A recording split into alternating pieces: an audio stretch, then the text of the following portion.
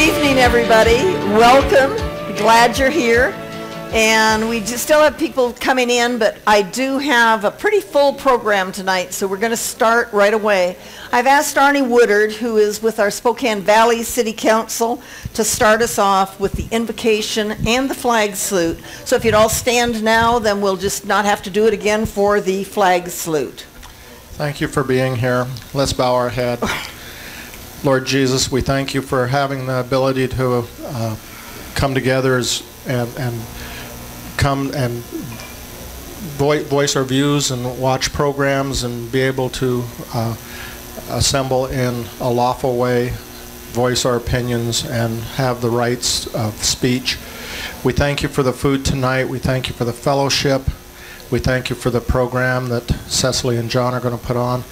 And we continue to pray for all the electeds that are in the room, as well as those that have, if you will, jurisdiction over our lives, that they make great decisions, do it with a lot of thought, even though they are hard decisions, that they make those decisions. We are elected to lead. We pray for their guidance and their wisdom. Pray for everybody in this room. In our Lord's name, amen. Amen. If you will, where's the flag? It's coming. Oh, it's coming. Okay. John, could you fix the slides, please? I did not have them in that order.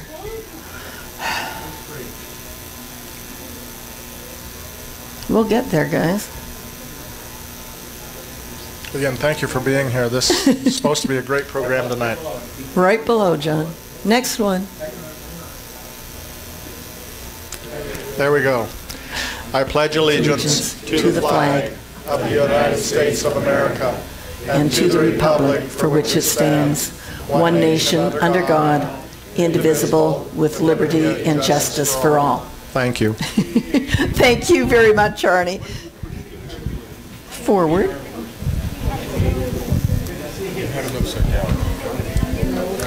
Okay, we're going to see what comes up next, but I had the controller upside down, so you never know what's going to happen when you do that.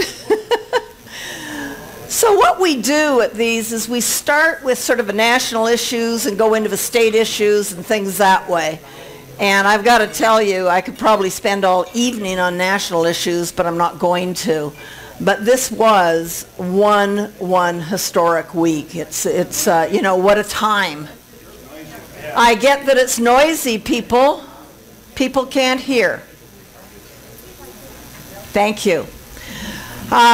You know, if this was any other president, the news would be full of praise for thawing relationships between North and South Korea, as well as the other major players in the area. And so, you know, I was thinking of this before the meeting, you know, what's all this going to accomplish? And it's really hard to say. But what I do know is I'm far more comfortable having President Trump, having, you know, him negotiating, representing the interests of the free world, way more comfortable than having Hillary, Paul Ryan, Mitch McConnell, Chucky Schumer, or Peggy Pelosi. So, you know, that to me is just one weak group of congressional leaders. And, you know, the thought of them doing anything is absolutely scary. So glad Trump was handling this, let me tell you.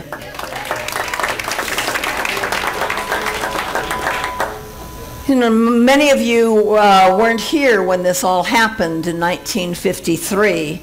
But what the armistice read, and I'll read it to you, is the undersigned, and that was all the belligerent states, in the interest of stopping the Korean conflict with its great toll of suffering and bloodshed on both sides, and with the objective of establishing an armistice which will ensure a complete cessation of hostilities and of all acts of armed force in Korea until a final peaceful settlement is achieved, do individually, collectively, and mutually agree to accept and to be bound and governed by the conditions and terms of armistice set forth in the following articles and paragraphs.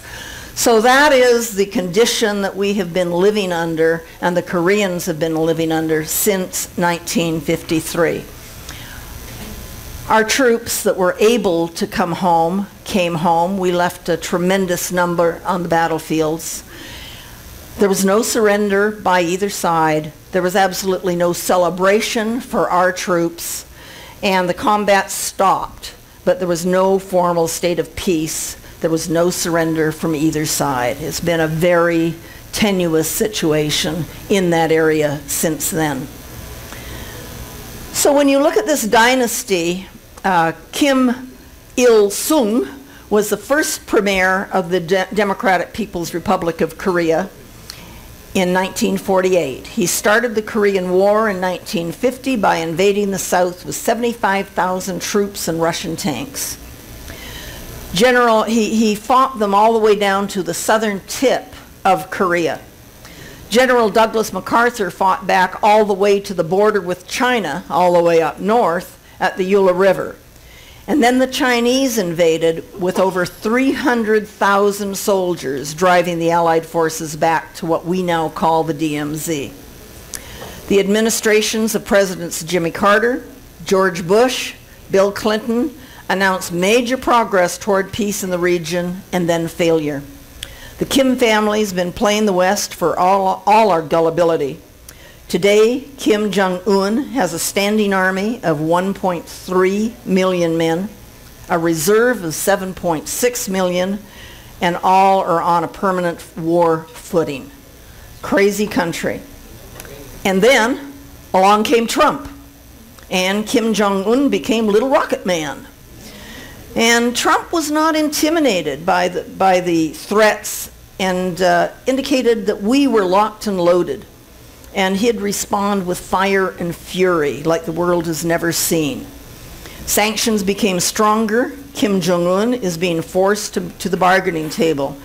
And don't you think that that dinner that Trump had at Mar-a-Lago with the president of China, when he dropped the bomb, you know, over dessert saying, well, we just did this, you know, the guy's going, my God, they're going to use weapons. How cool, you know.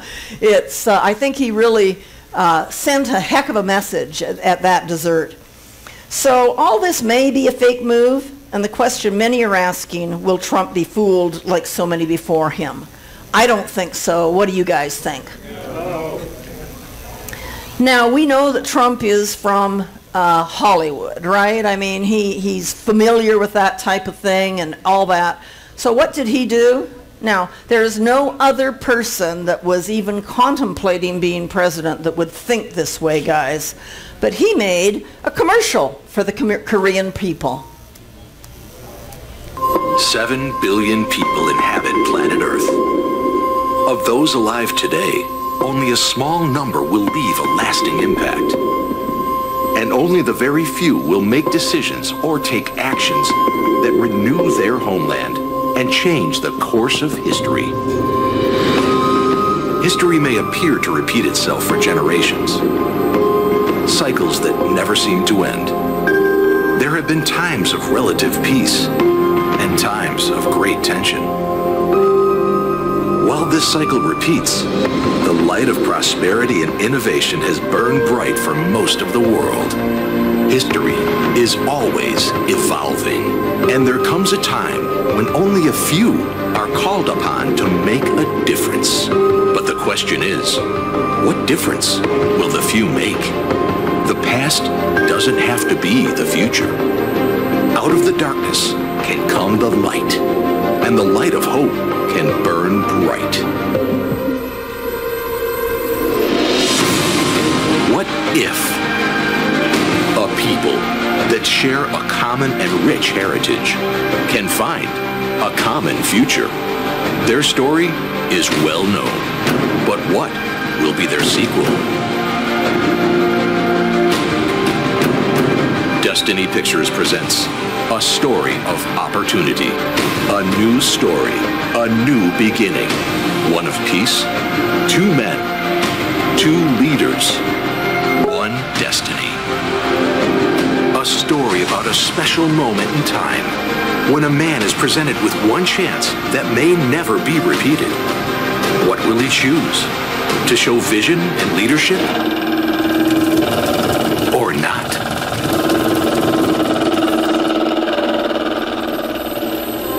can only be two results.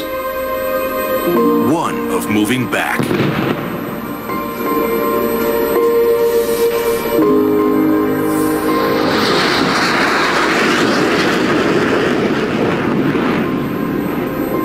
or one of moving forward.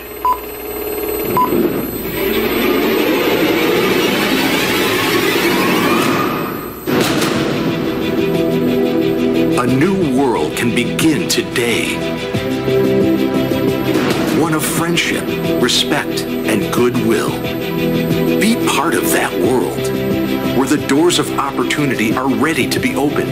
Investment from around the world, where you can have medical breakthroughs, an abundance of resources, innovative technology, and new discoveries. What if? Can history be changed? Will the world embrace this change? And when could this moment in history begin? It comes down to a choice. On this day, in this time, at this moment, the world will be watching, listening, anticipating, hoping. Will this leader choose to advance his country and be part of a new world? Be the hero of his people? Will he shake the hand of peace and enjoy prosperity like he has never seen? A great life or more isolation? Which path will be chosen?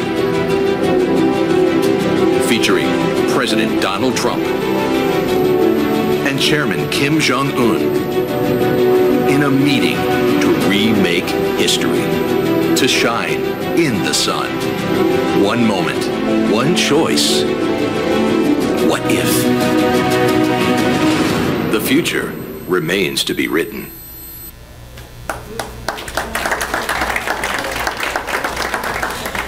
And of course, that was the English version. The Koreans got the Korean version. And pretty darn, you're just going, wow, you know. So this, of course, was yesterday, signing an agreement pledging to work to get toward a lasting and stable peace. As expected, the press mostly calls it a weak deal, with Trump giving away the farm.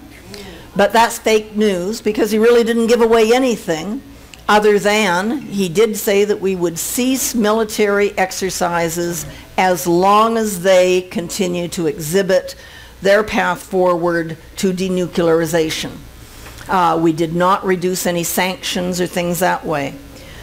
So the criticism is that the language is too vague, that Kim's standing in the world rose because he was seen to be on par with Trump, and anything else they can think of to diminish the importance of this. It was pretty darn sad. I mean, have we done this for how many decades because we don't want the chairman to be seen with a U.S. president? I mean, that's about the dumbest thing I've ever heard. Who cares? If it's going to get done, it's going to get done. So, you know, sure, promises have been made and broken in the past, but again, I've got to say, we have never had a president like President Donald J. Trump.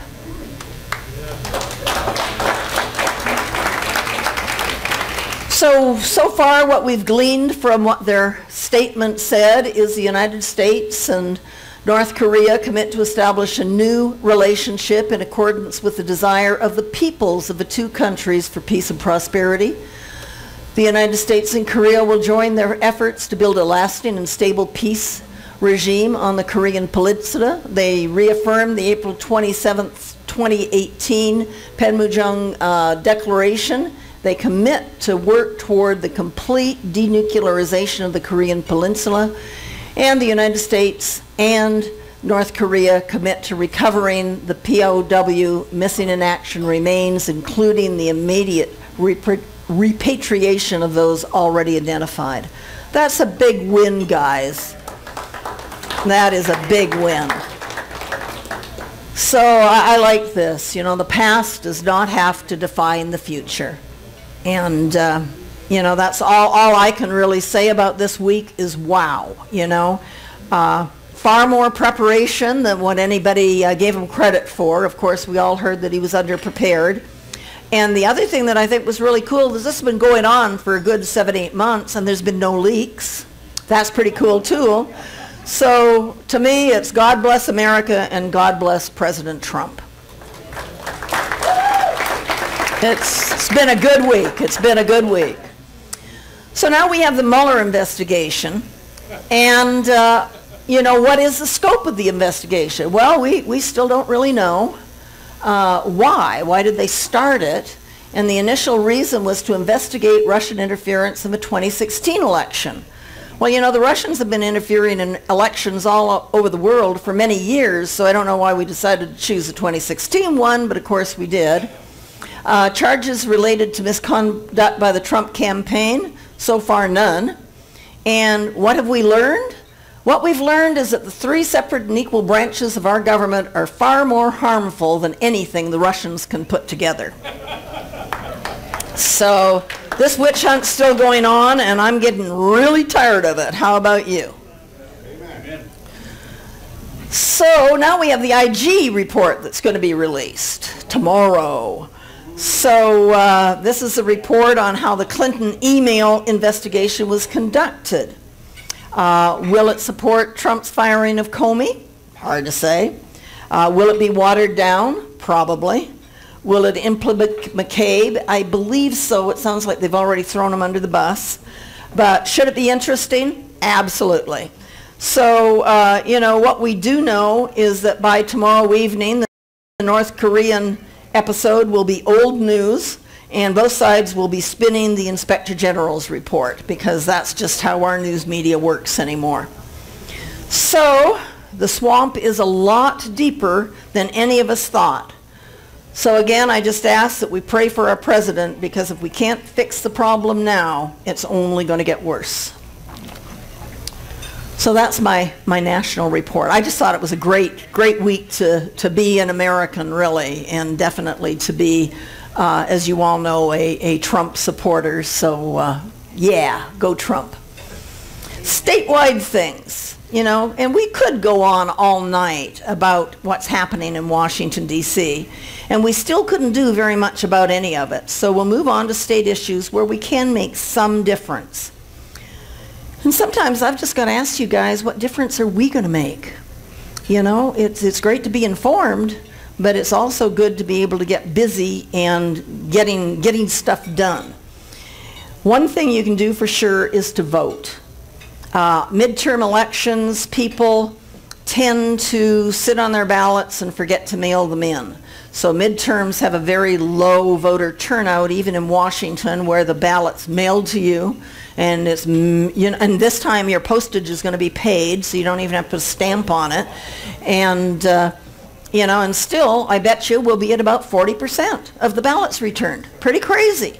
So the big deal is any Republicans that you know, encourage them to mail in their ballots, and don't mention a word to the Democrats. You know, so I just ask, be sure you vote, and then find 5 fellow Republicans to vote too, and that's going to really help our voter participation, especially in Spokane County.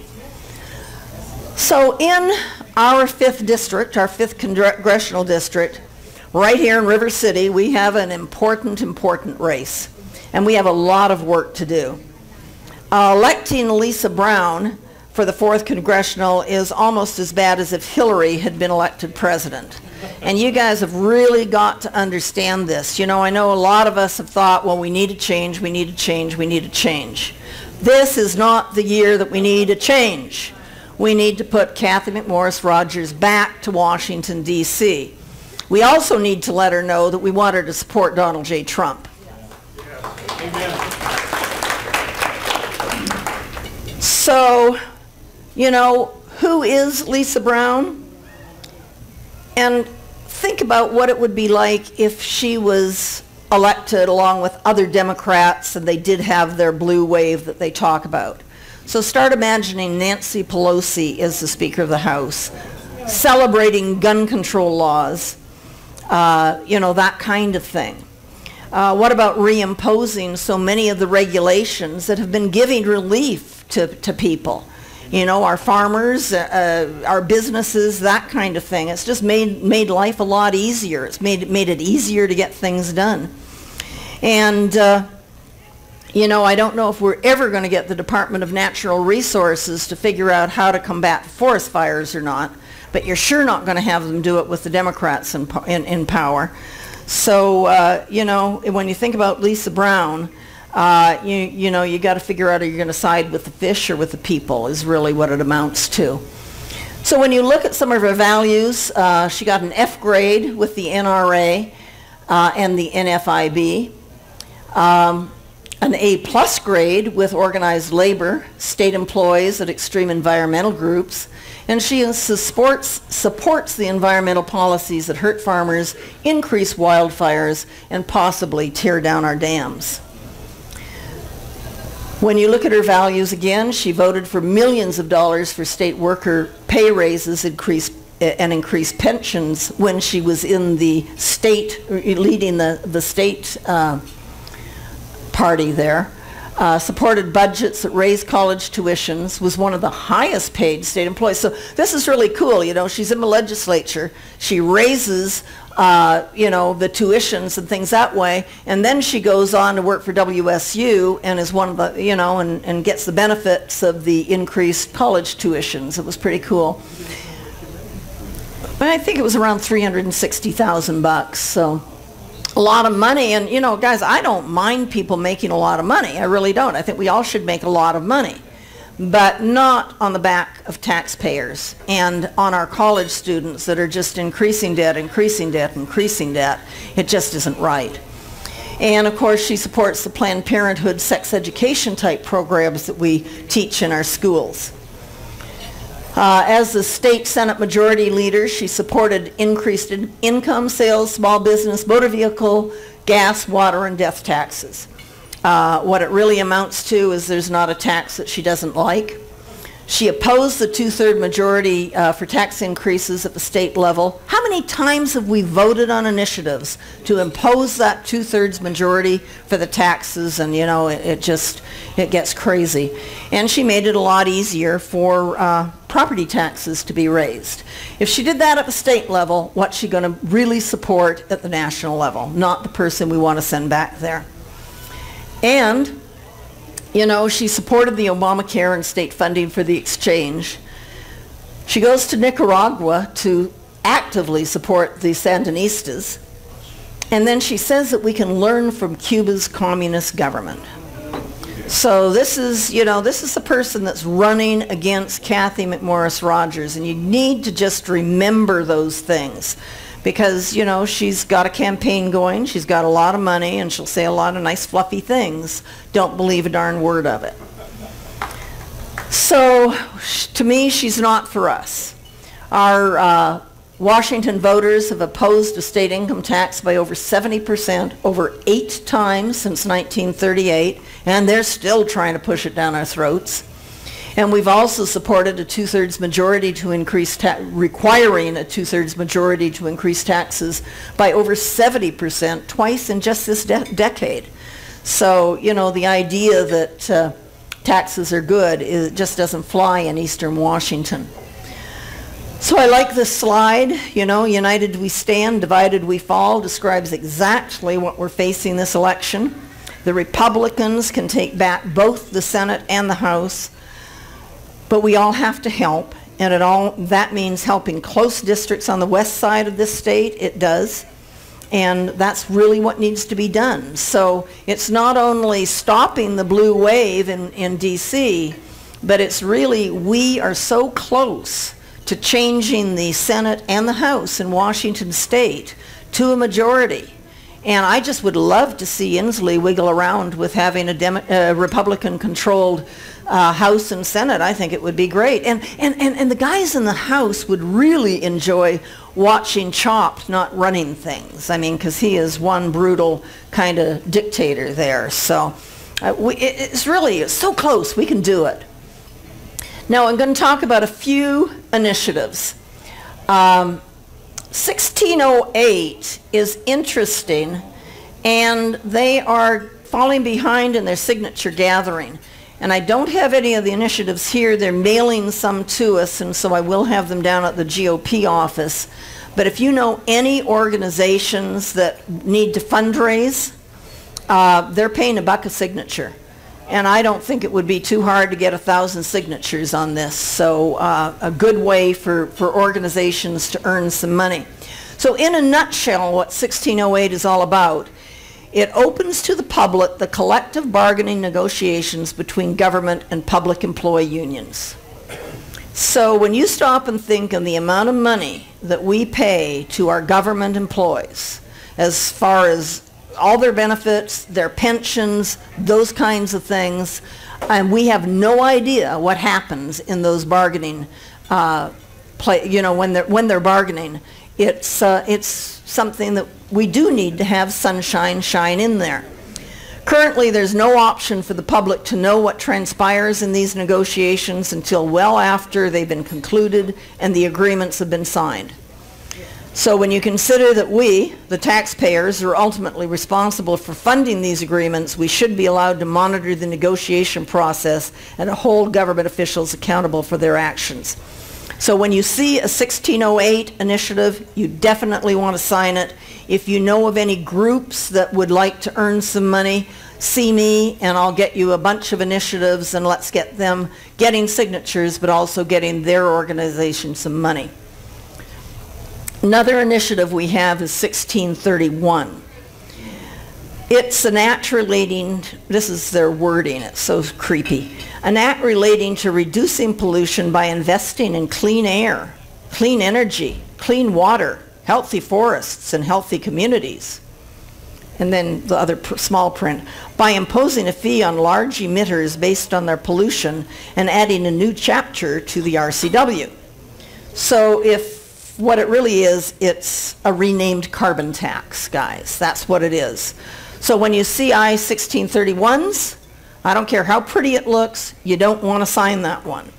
You know, they're just not going to give up on this one. Initiative 732 in 2016, 59% of the voters rejected that one. And here they are again trying to force it down our throats. If this thing passes, this is sort of what you're looking at. Your gasoline is going to go up immediately by 10 cents a gallon, by 2029 by 30 cents minimum. Home heating, electricity, all of those things are impacted. So it's not the polluters that are going to be paying, it's going to be the taxpayers. And you know, if the ballot passes, if the initiative passes and it gets on the ballot, you really need to be getting people to understand that this is the carbon tax. You don't want it. So that's their signage, you know, to invest in clean energy and healthy communities. And it looks so nice, doesn't it? So, you know, just look at the message on the signs. They've got a big campaign going.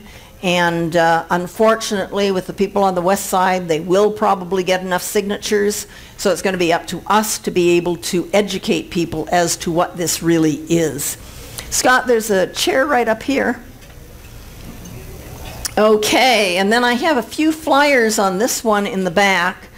What this is, guys, is gun legislation. Does that look like gun legislation to you?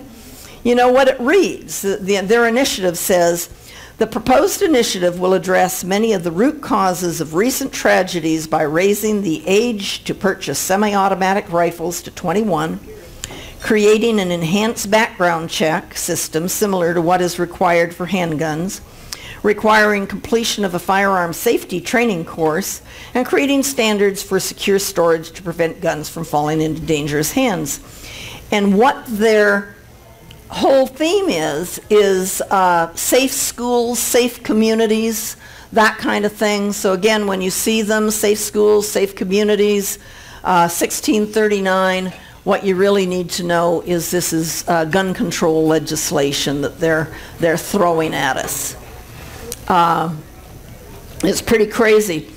On your tables, you've got a handout, Washington State, sort of what Republicans stand for, what Democrats stand for. Some of them are in black and white, and some of them are color, because I ran out of color print, guys, so when I'm asking for contributions, know that I need ink. You also have, I'll be going through upcoming events in a little bit, but you've got this long slip of paper. Back of it's empty, so you can sure write notes on it. And then the 7th district, our 7th congressional group up to the north, they're having a fundraiser, and it sounds sort of fun with shooting clay pigeons and that good kind of stuff. So that's coming up there. So Spokane County, don't have a whole lot to talk about there, but I did want to say that we had the Lincoln Day dinner last Saturday, and I just wanted you guys to know that these people receive what we call Eagle Awards. And I had the paper here, but I don't know where it went. So who's standing there? The gal is Nicole Kearns. That's Josh Kearns' wife. And she was putting together the Lincoln Day program. And in about a week before all this came together, she had to have surgery. And she's calling people from her hospital bed. I mean, you're going, really? And she got that thing got done. Next is John Christina, who actually is sitting right over here. Matthew Peterson, who was a former chair of the Spokane County GOP, Freddie Simpson, who's the National State Committee woman, and then Leonard Christian on the end. And what we decided to do this year on the Eagle Awards is really, it's for volunteering. But we've had so many people that have hung in there year after year after year, helping. Whenever you ask them, they're there, that kind of thing, and we've never recognized them. So this is going back, you know, these guys go back, you know, years, but they're still doing it. And so that's what we thought. It had a lot more impact to recognize people that are consistent rather than just are here one term and that's it, you know. So good people there. City of Spokane, actually Mike Fagan had some surgery today, and so he couldn't be here. And so what he was telling me is that he really feels that Stuckert is going to bring these 3 new tax measures up before the city council before the end of his term. I think he's wanting to follow Seattle, so maybe after yesterday he won't, as far as how to tax to provide homeless services and homeless housing and things. That head tax didn't work too well.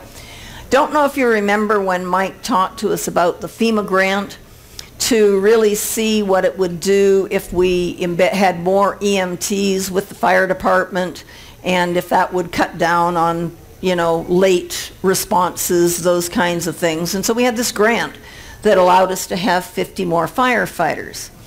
And what Mike was bringing up was, okay, now what do you do when the 2 years is up? Because you got 50 new firefighters. And they're saying, well, we'll have attrition, and we'll have this, and we'll have that. Well, now, of course, we're going to need a tax to keep the 50 new firefighters. And then the other thing that they're looking at is more expansion for the libraries and replacement that way. And I keep moving. And you know, I sort of sometimes, now I know some of us use the library, but I'm going, I think most of us use that library at home with the keyboard and the screen. And so I'm not sure if library patronage has increased or not, but he seems to think so. City of Spokane Valley, I'm very fortunate tonight to have Mayor Rod Higgins here. And so he'll give us an update. And so you don't have to depend on secondhand stuff. And he's been the mayor since 2016, doing a heck of a good job. And we have a microphone here, and Mayor Higgins. I mean, that was your cue.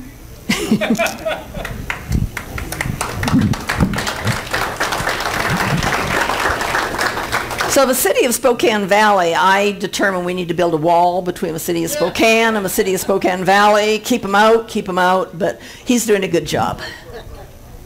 And we're going to have Spokane pay for it.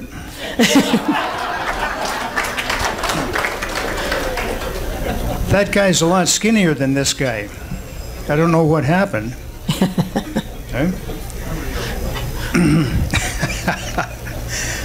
Well, the valley just keeps percolating right along.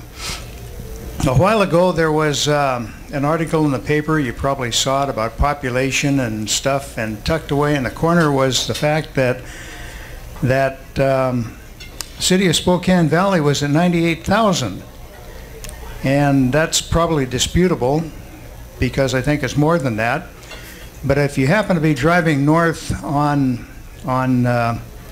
Barker Road, almost to Trent, and you happen to look over to your right, and to the east, that is, for anybody here from Spokane, you'll see a great, humongous building going up over there. That's Katerra. And I'm here to tell you that by the time Katerra gets built, and another company, Progress Rail, joins in our expansion of our industrial park, that the 100,000 that everybody seems fixated on will probably be just something in the rearview mirror, because we'll buzz right by it if we haven't already. At any rate, yesterday we had a budget workshop, and we managed, all of the accounting details notwithstanding, there was one salient point that stuck out, and that was that we managed to keep the expenditures projected for 2019 to be just 1.22% above 2018. Wow. So, yeah. You're a little slow on the uptake there, just saying, right? We were hoping you'd say below. No, we're expanding, therefore everything else goes up. And in case somebody hadn't noticed, you know, I woke up the other morning and there was, they were talking about inflation. Inflation being corralled at something around 2-3%. I don't pay much attention to that. But once again, they left out the important things like energy and food. I don't know how the hell you measure inflation without the things that you live with. Well, when you add that, I suspect that inflation is still up there because the cost of living index also rose. That I would imagine is someplace 7-8% in reality. You can test that theory by going to the grocery store and just looking around a bit. Yeah. Anyway, does anybody have any questions about Spokane Valley? Yes, it's still there. Yes, it'll be here tomorrow. Good. Seeing none, meeting is adjourned.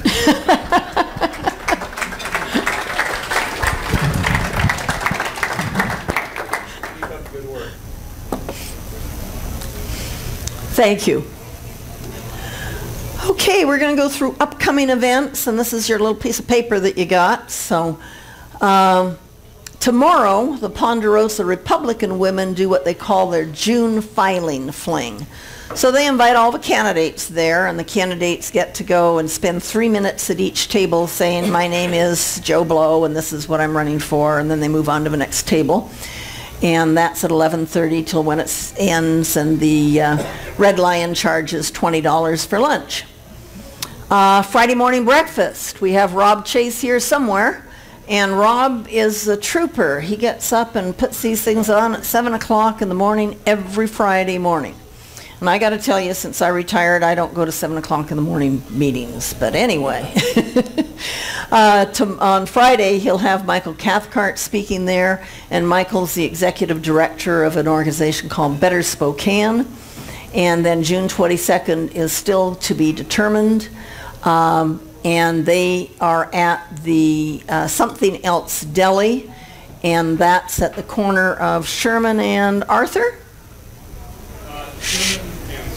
Sherman and 2nd, okay. 7 o'clock in the morning, that should be interesting. But I could do that. So anyway, that is an interesting meeting. It's when I'd go years back, you know, there might be 5-6 people there.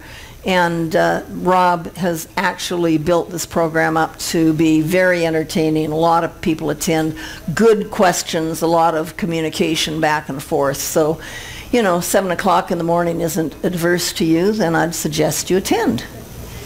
Republicans of Spokane County, that's sort of our counterpart club. We're known as the more conservative group, but they're known more as the establishment group. But at this point in time, we're working to get along together. And so they will be having Chris Cargill of the Washington Policy Center speak, and he's going to be talking about life with Lisa, why Kathy McMorris Rogers must win re-election. So a lot of push going for Kathy McMorris Rogers, let me tell you. There is a huge event here in Spokane weekend after this one, and it's called the Red Pill Expo. And it's a little woo-woo, but not too much.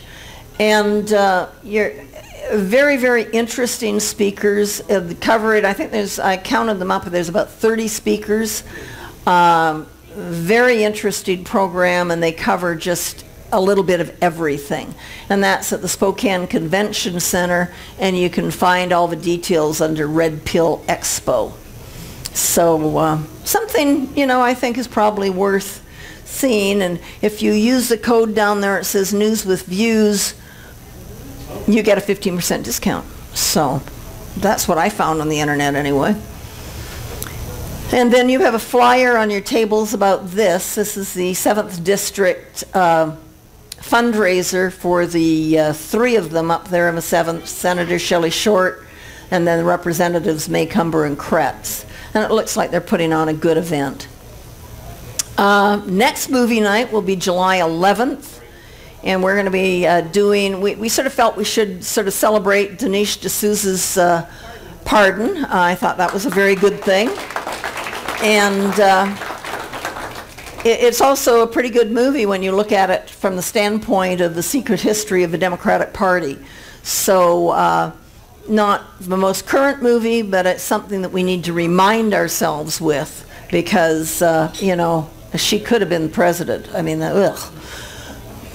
And then I just thought I'd mention this for the Spokane Valley. There's a food and drink celebration, and I like food and I like drink, so I thought I'd put this one up there. But July 12th to 15th, and they have a seafood bash and just every other thing going around. So if any of you are interested in that type of thing, it looks like fun, and you, of course, can find all the information on the internet. So there you go.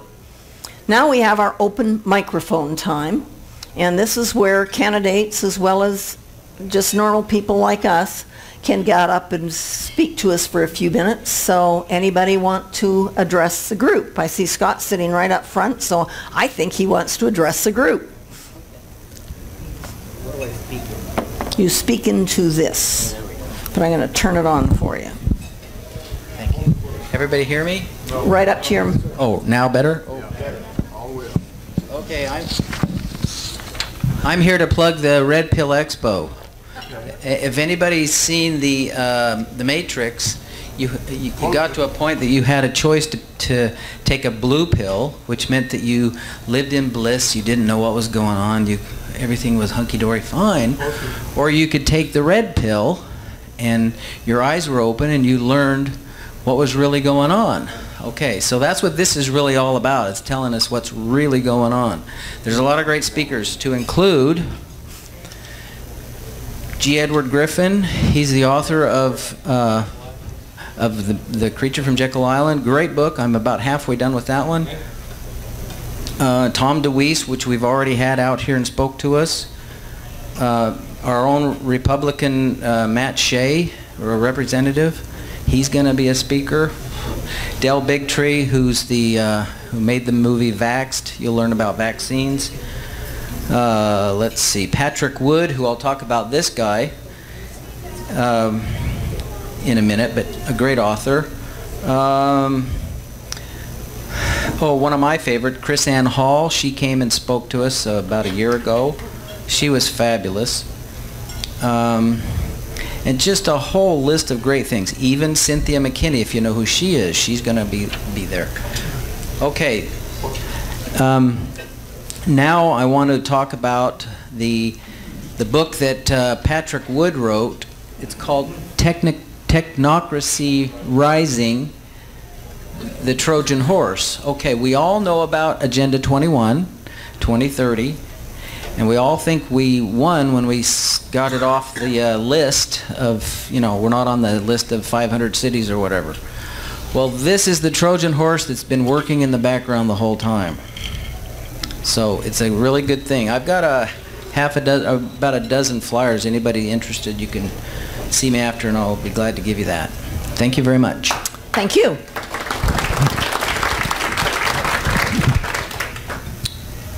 Come on, who's next? know there were more. Well, Rob, you're here. Come on. No, right up here. I'm going to tell you guys, Rob is the Spokane County Treasurer, and he's served 2 terms. He's done one heck of a good job for us. And he's now running for position 2 for the Spokane Commissioner position 2. Yeah, Spokane County Commissioner. Well, there's still 3 of us. That's one of my biggest questions is, are we going to 5 now? Well, we had the 4th in 2020, we had the 5th in 2022. Then we'll be at 5, and there's mixed feelings about that, but I think it's good. Each commissioner, even though the city council people represent their people directly, we're sort of indirect, and but it's still important. Each commissioner represents, right now, 167,000 people in the Spokane County, because we have 500,000 people in Spokane County. If you take the other counties in the 5th Congressional District, Eastern Washington, all the other commissioners, they represent approximately 15,000 people, 15,000 compared to 167,000, so we are spread kind of thin, and I hear people, the commissioners don't get back to us and all that, so of course I haven't been one yet, but it does make it a bit more difficult. But if you spread out to 5, then at least 2 of us can talk to each other.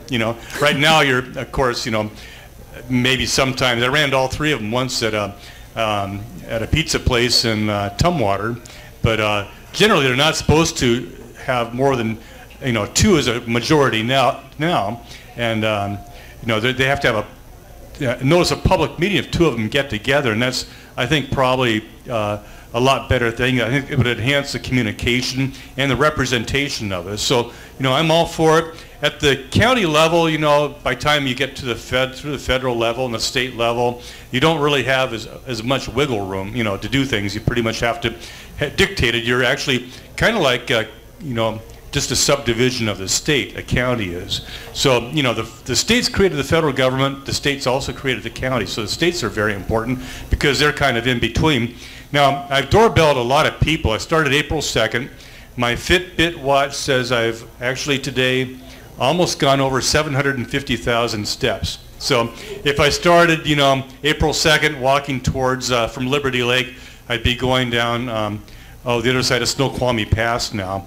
But and then, of course, you're going, visiting people along the way. Some people, maybe 1 out of 3, sometimes 1 out of 4 people are at home. I don't know where they're all at, but they all got big dogs that bark. And sometimes they lunge at you, and, I don't know. I wish I had a dog food monopoly in this county. There's a lot of dogs here. In fact, I nearly got bit. He had his teeth around my leg the other day, and I knew he was going to crunch my bones if he had applied pressure. So it is sort of hazardous doorbelling, but it's also a lot of fun. So if you're a precinct committee officer, you doorbell your precinct for whoever you want or what issue you want. It's a lot of fun. My biggest question, especially in the valley, our roads are getting crammed up. Where are all these apartment renters coming from? It's jammed, and I say, well, that's a Spokane City Valley thing. No, I don't handle that. So talk to Rod Higgins. He'll answer your questions. And that, and I think when you have density, you probably have more crime and all that. But I'm also worried too that things are a lot like they were in 2007, 2008.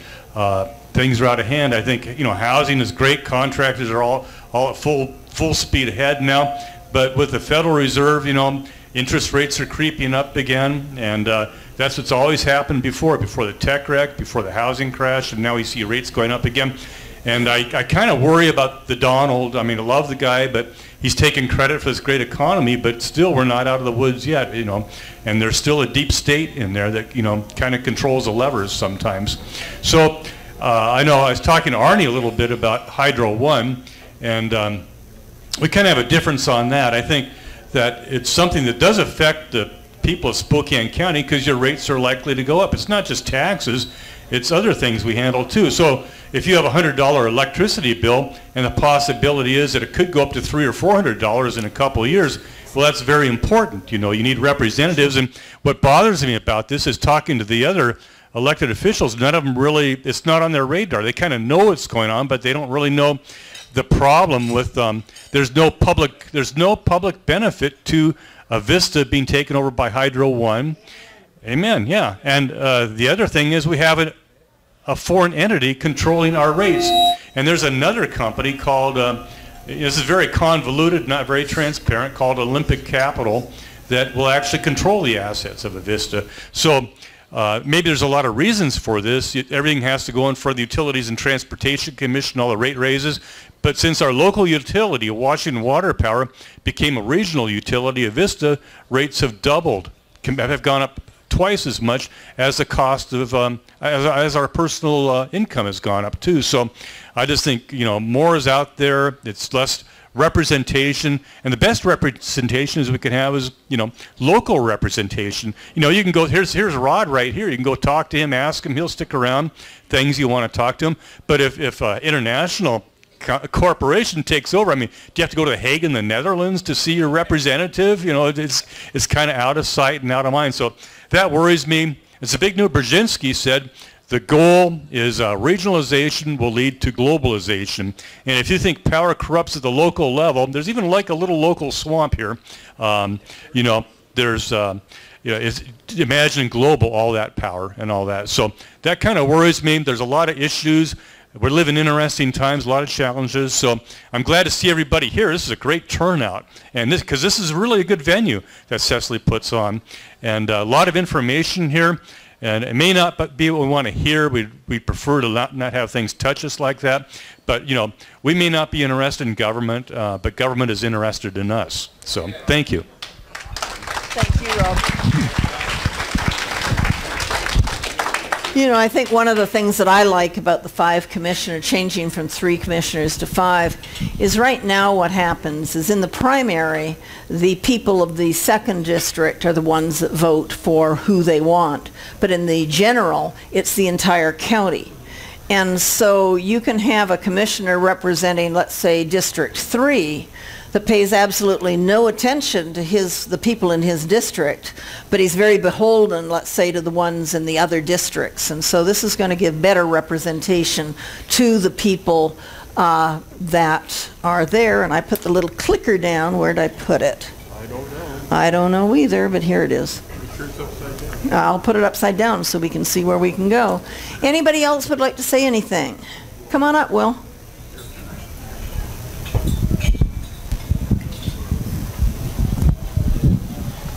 Sorry I'm late, folks. I had to work a little bit. I just want to talk about the initiative that's they're gathering signatures as we speak, funded to $9 per signature by the radical left over in Seattle, the millionaires, billionaires. Nothing wrong with being a millionaire, but they're funding it. It's $391, and it's going to call for, among other things, that you'll have to be 21 to buy any semi-automatic rifle. And some people would call that reasonable in the face of 8 people over the last 15 years have misused a modern sporting rifle. So 20 million of us are going to pay for the deranged acts of about 8 killers. And we got to put our foot down. We've got to stop it. So it's $391. They're gathering signatures now, but Second Amendment Foundation was able to limit the time they have. So they really have about 2.5 weeks left to get how many 100,000, whatever they need. And, statewide, it's statewide. But I thought it was right. Initiative 1639 for safe schools, safe communities. Folks, I'm kind of tired today. It's I-1639. I-1639. Anyway, 1639.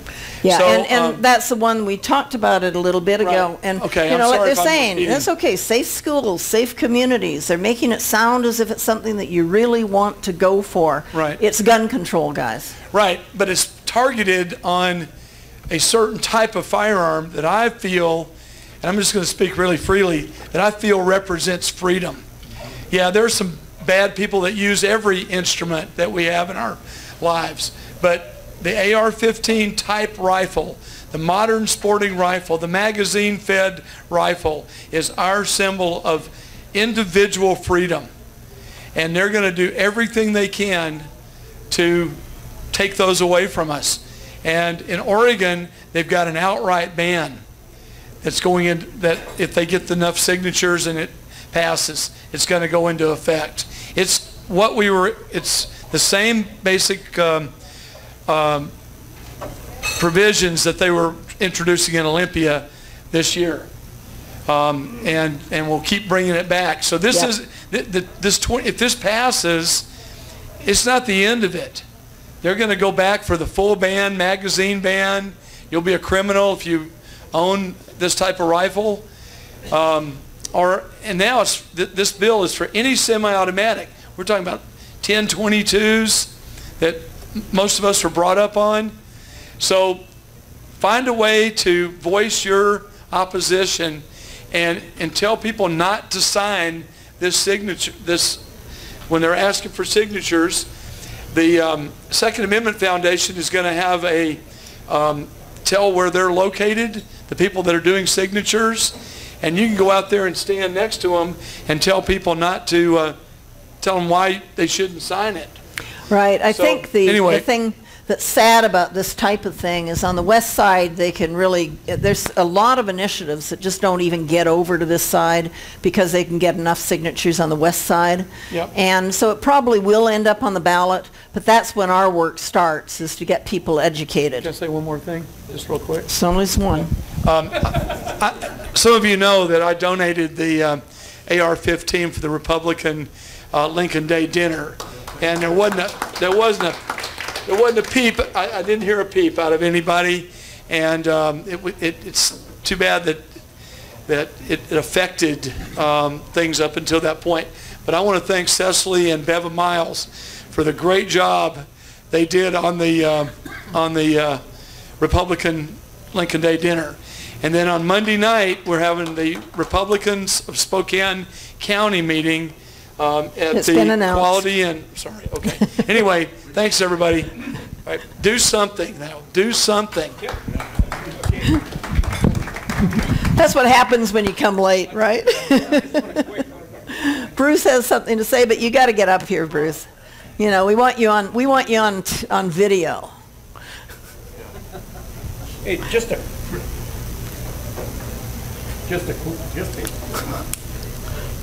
quick one. Here, let me fix that for you. I thought I had it. Just a quick one on why it's important not to sign some of these initiatives. It's the number of people that sign it determines whether or not it's going to be on the ballot. And I've had discussions with these signature signers before, and a lot of them do get money for it. And they ask you this, it seems to be an innocuous question. Well, don't you think it should be up to the voters to decide? And I have to say to them, quite frankly, no, I don't want the majority of ignorant or stupid voters determine whether or not I'm going to have some rights. And that's the thing, 51% is the majority. And this country was not made to be a democracy. It's supposed to be a constitutional republic. And if you have a democracy running, 51% can take away your rights. So do not sign these initiatives. Take your time, study them, know what's going on, and stay away from these things and inform your friends not to sign them, because you do not want these things on the ballot, because 51% can take away your rights. Thank you. Thank you, sir. 51% of a 40% turnout. And like John just said, 51% of a 40% turnout, so that makes it even worse, you know. Okay, what we're going to do is get on with the movie tonight. And, you know, it's interesting. We used to always start the beginning of the year, years back, with Agenda, the grinding of America down. And I hope those of you that saw the flyer that John sent out and, you know, suggested that, you know, refresh yourself and watch that again, you did, because this is his, you know, a follow-up to it.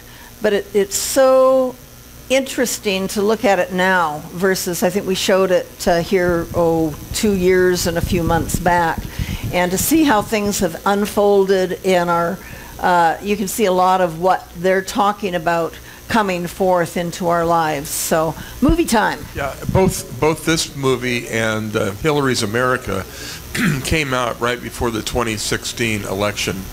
And, you know, of course, that was taking everybody's mind, but it was interesting to look at the state of the deep state. That's what our meeting's about tonight.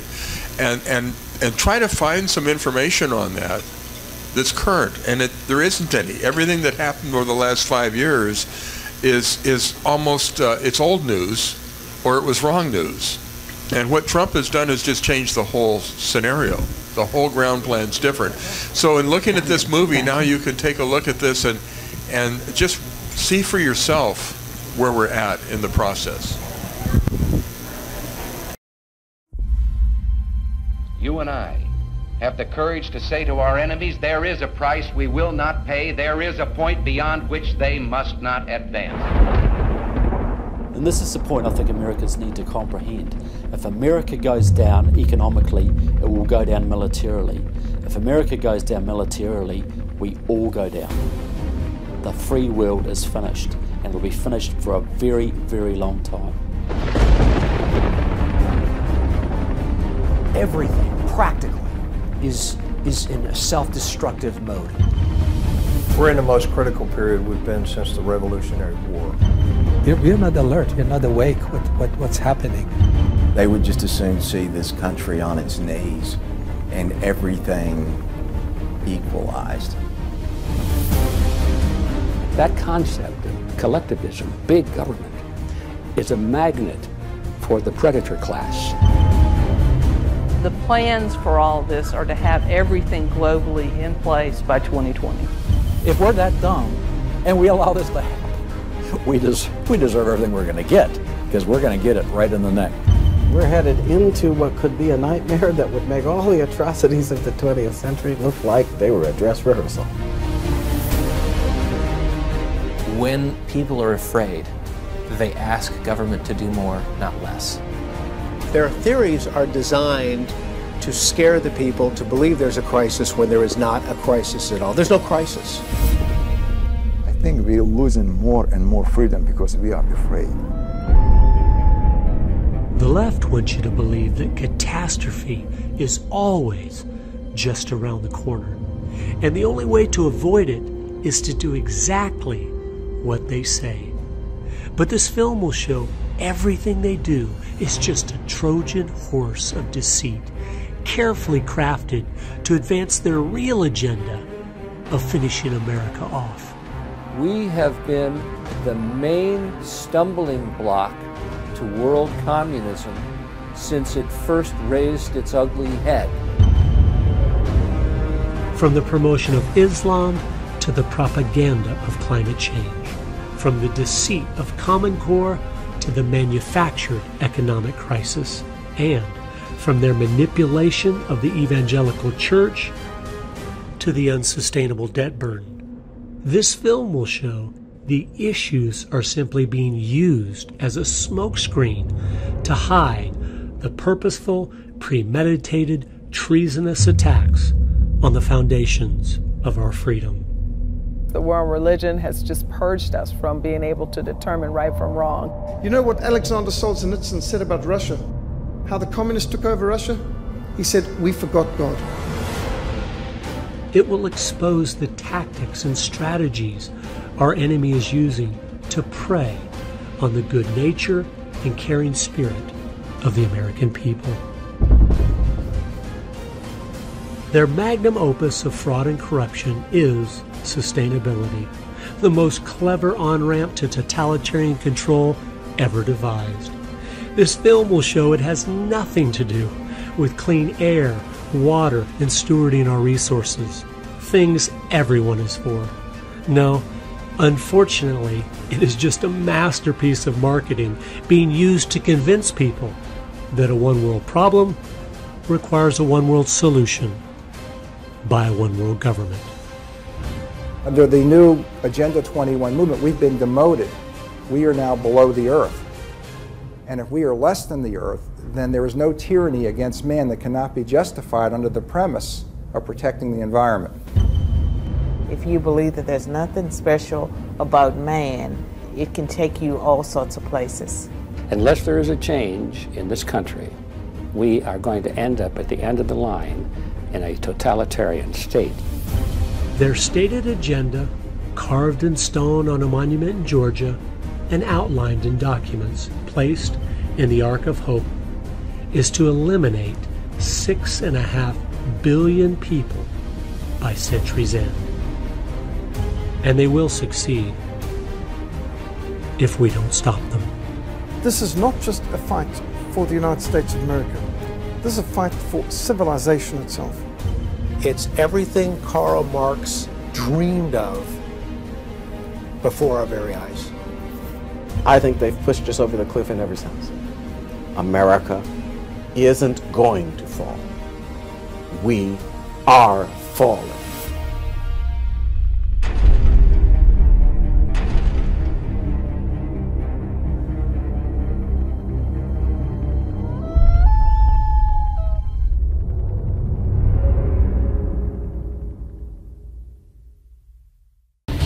So I think you now all know that it's a world swamp, you know, and Trump's, you know, throwing darts at things. Can you imagine what they thought with the Paris climate change peace accord? That's out, Iran's out, this is happening. I mean, he's making progress, but it's been in place for a long time. And I think it's really interesting to watch this now, and you can sort of just see, you know, how things have happened. Going to District 81's meetings on their sex education proposals. The book that they want our children to use, I would consider to be pornographic. And this, you know, it's wrong. It's just wrong. I do like the idea of the government now looking at turning, you know, basically just stopping the National Education Association and having the states be more in charge of their education programs. Trump's doing the best he can, but I think you've seen here that it is huge. So when we say to pray for the United States, pray for your president, you sure, you know, we all need to be doing that probably all the time. So this gentleman wants to say something about the City Council meeting on Monday. And I'm sure, do any of you others have some comments? Because, you know, just come on up, the microphone's here, and we can have a good time. And your name, sir, is Kenny, did I say? It is. Kenny. My name is Kenny Moore. I'm from Hayden, Idaho. And thank you for the Grassroots. This was a great presentation tonight. It was absolutely wonderful. Your city council in Spokane has a meeting Monday night at 5:30 p.m. And the subject is the Hydro One Avista sale. It is maybe the most important thing that you people in Washington and us in Idaho will face in our lifetime, because it has consequences that are far beyond our perception. It is absolutely amazing. This company, who is nothing more than a holding company and not an energy producer, has been in effect for 2 years. And their cost for energy in Canada has gone from about what you pay in Idaho, about in Washington, I think, 5.9 cents per kilowatt hour. And after being in effect for 2 years, several of their regions have increased that price up to $3.58 per kilowatt hour. That's a 6,100% increase in energy. In the agreement for the sale, they've absolutely guaranteed that your rates will not go up for the next 2 years, 2019 and 2020. Guess what happens in 2020? The penalties come into effect for the Paris Climate Accord, and it's absolutely astounding what that is doing to this corporation, who does not produce energy, but is nothing more than a holding company and within some investors. They spend $23 And I mean 23.7% of their revenue to produce electricity, or to deliver electricity is a better word, because they're simply a wire company. So they spend 23% of their profits to provide electricity. The other 70% goes to pay off their debt, which at this point is $20 billion. And with the acquisition of Avista, that will become even more. Whoa, what happens after 2021 in this area? It's wide open to whatever they want to do, if allowed to do so. The penalty they're facing in 2020, with the Paris climate control going into effect, their first penalty will be on the tune of about $8 billion that they have to pay. Where are they going to get the money to pay it? From the from their taskmasters. So that's 5:30 on Monday. That's 5:30 on Monday. The last thing is, it must be wherever they have the city hall, city council downtown meeting. I do not know that. This Monday? This coming Monday. And the last thing is, you know, the news is pretty bad if you listen to the regular news today. And we've seen it in this film tonight. But you've got to put a template right over the top of that and look at it through Saul Alinsky's 12-point program, which has been in effect. And you see the strategy changing every week. And if they get tired of hearing this, you know, they go to learn those 12 points, because you can see the outline of that and everything that the news media is doing here today. I personally believe that we have a country we're saving, and I want to leave you with two things. Silence is consent. If we're silent, guess what happens? It continues to roll on. And it's in the hands of the individual in this country. And the final thing is, in Scripture it says, if they be in unity, nothing can be withheld from them. But if we don't get in unity, if for elections and everything else, we are going to become the slaves you heard about in the movie tonight. Thank you. Thank you. Anybody else have anything to say? Roxanne. I just wanted to encourage people to be at the Spokane City Council. I go there regularly, and there's no Christians, there's no conservatives, but there's 100 people that are liberal. And I mean, I hate to say this, but it's like a circus there. It would be awesome if everyone here went to the meeting, because you'd be looking in Ben Stuckard's eyes and those city councilwoman's eyes, and they wouldn't know what to do, because they're used to the crowd being so liberal. And it would encourage Mike Fagan so much.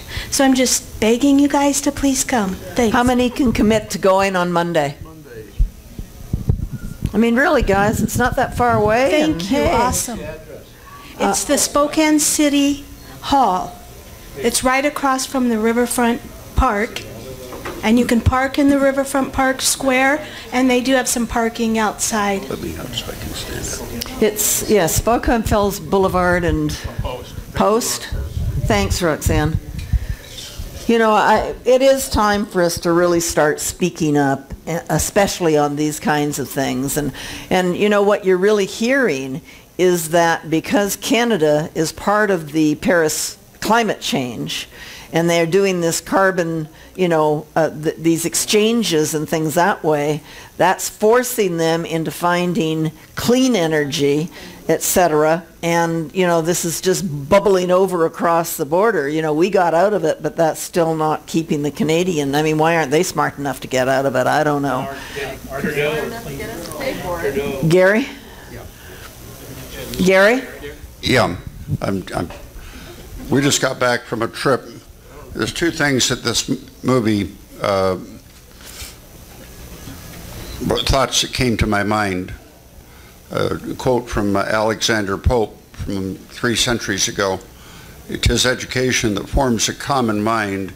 As the twig is bent, the tree is inclined." Basically, education is in my opinion, the strongest way that they take over, and it has gone back. I started tracing money that went to John Dewey back to 1894 from John D. Rockefeller. I'm going to be doing some more on that. We just got back from a 3-week trip where we took our 12-year-old granddaughter through history learning, U.S. history on the East Coast. And a lot of things I discovered there that we discovered dealing with how they're trying to represent U.S. history at our points of history, such as Independence Hall and the Houses of Congress, Jamestown, Yorktown, Williamsburg, places like that.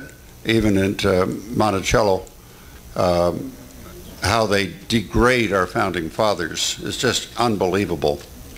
Another thought that from this video, there was a section in there where it was talking about spiritual versus material. And one of the things that I believe has crept into Republican philosophy in a very subtle way, and it's one of the reasons why I will not wear the shirt Growth and Opportunity Party, because that's emphasizing the materialistic side, which goes right back to our opponents, Karl Marx on materialism. We've got to look at the values from which our nation came from, and they came from spiritual values and beliefs that have been lost in U.S. history. Thank you. Thank you, Gary. Okay. Okay.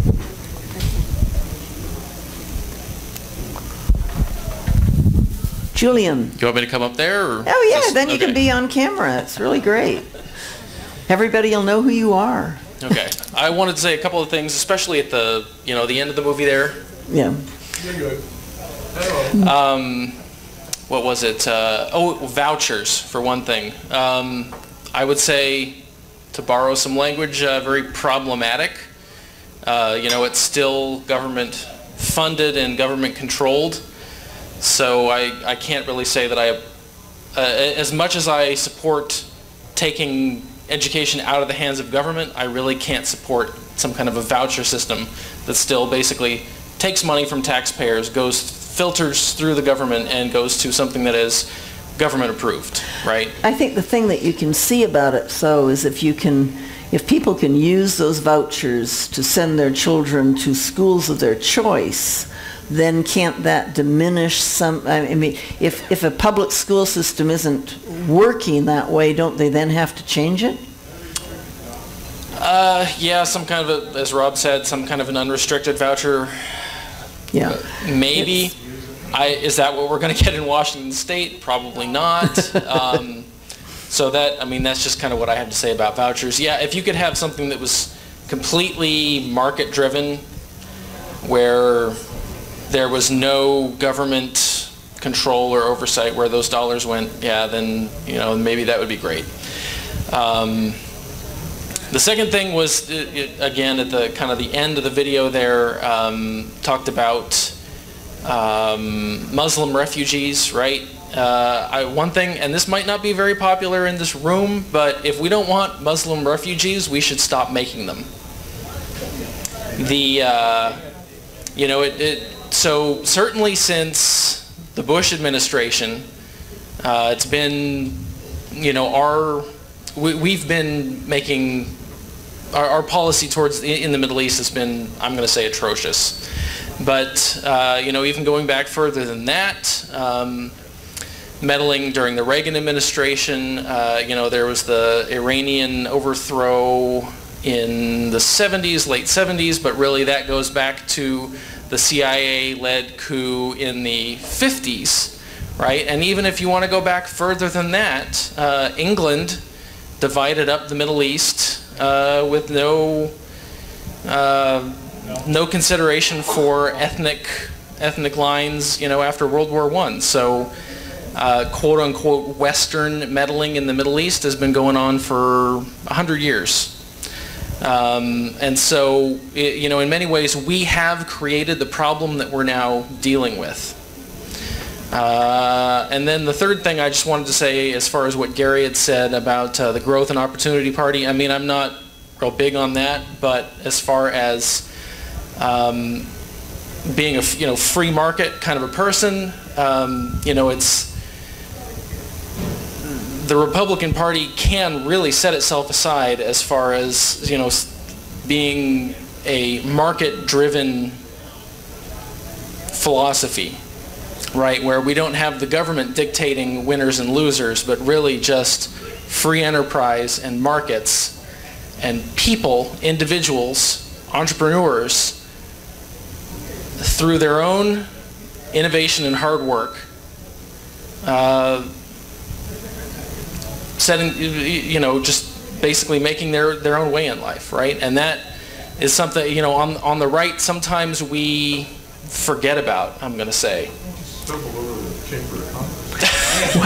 Well, I think what was very interesting in looking at the markets yesterday with the, you know, we're all thinking that the North Koreans, you know, just the stuff that's been going on, that the market should have really gone up and said this is good, but no, because it's upsetting the way they like things, and they're just going, I don't know about this, you know, and it was very interesting to see. So you know, the stock market really reflects to me Wall Street, not Main Street, and you know, that isn't always going to like some of the stuff that's going on because things are changing. Yeah, absolutely. When I say market driven, I'm not talking about the stock market. I know what you're meaning. The stock market is not the market, right? Like the quote unquote market, when I say that, the free market is literally, it's just basically people buying and selling, involved in voluntary interactions, right? It's all about voluntary interactions, and that is really where capitalism is heads and tails above anything else, is those daily interactions between individuals where people figure out what things are worth, what things are, you know, what stuff is valued at, products, services, etc. You know, without that,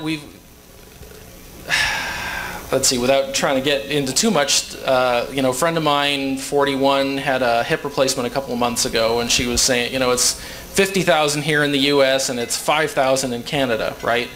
It doesn't cost $50,000 in the U.S. and it doesn't cost $5,000 in Canada. We actually have no idea how much it costs because the government sticks its fingers into the market so much and interferes with all those market forces that allow us to figure out what stuff costs. We have no idea how much that should cost. Mm-hmm. Canada's undervaluing it. These, you know, the hospitals and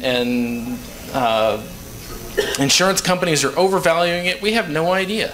No, you're right. You know, and that's where the market comes in. And as you know, anytime we get away from that, everything gets all screwed up. Well, that's when bartering really works way better than what we do. But you know, well, kinda. I'll give you this apple for that lemon. You know. I mean, there's a lot of problems with barter too, but as far as the voluntary exchange, voluntary interaction, yeah, absolutely. That's. I like splitting wood for Oh, it is crazy. And I think one thing that we've all recognized, and there's some talk, you know, we do recognize it, is in the 60s when churches were, your church contributions could be tax deductible, and the churches were given the 501c3 exemptions if, you know, the churches didn't get themselves involved in politics, in government. And that sort of went in this misconception of everything of church and state. And it terrifies the pastors from the idea of they can't say anything from the pulpit that would endorse a candidate or do this or that because they think that's what that means. And, you know, and then what I sit and think is, you know, so are you not going to, if your church stopped being a 501c3, are you going to stop going to that church because now you couldn't take the tax deduction? So the whole thing is really messed up, and it's messed up because of government and rules and laws, and we need to just get back to common sense.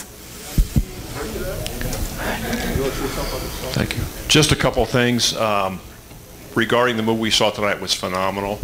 And regarding Hydro One, I never thought I'd say this, but I think one thing we need to look at as an alternative, if we can get this thing turned off, I'm a small government guy, but perhaps we ought to take a look at a public utility district here in eastern Washington. A co-op, right. And number two, Rob Chase, you heard him here tonight. He's probably one of the best populist politicians we have. He's going to have a fundraiser tomorrow night here at Liberty Lake at the Field House. It starts at 7 o'clock, and we'd love to see you there. So that's all I have. Thank you. Thank you, John. And like I said, you got some black and white prints where they should have been colored because I ran out of ink, so contributions are appreciated. And Bruce has something to say. Yeah, that's just exactly what I wanted to say. These Cecily and John have been here, and it's 101 today, years of the meetings, or 102? 101. 101. And they've done this out of their own pocket, their own heart, and their own passion. And the equipment they bring here is their own. Nobody supplies or funds it. And some of these things do break down, so I'd just like to see everybody dig in their pockets and put a little bit of money into the bins around here and that collection. Then I wanted to just speak one thing to what Julian had to say. We have been making enemies overseas, and a lot of them been in the Muslim world, but that's been put into motion decades ago. And how many of you remember a group called the Project for a New American Century? They've kind of disappeared into the limelight. That's because so many people exposed what they're doing. They had a website, and it had a complete plan of the invasion of the Islamic world, country by country, and they followed that to a T. So when this movie talked about conspiratorial groups having incredible power, it is still true to this day, and you follow that. Some intrepid soul has copied the entire website of the Project for the New American Century, but they had planned the invasion and the destruction of countries, and that's why we're having these problems. Okay. Put the money in the kitty. Okay. I think that's probably it, unless somebody else has something to add. Really enjoyed this evening, enjoyed all of you being here. And thank you, all of you, for Northwest coming. It's Grassroots. great.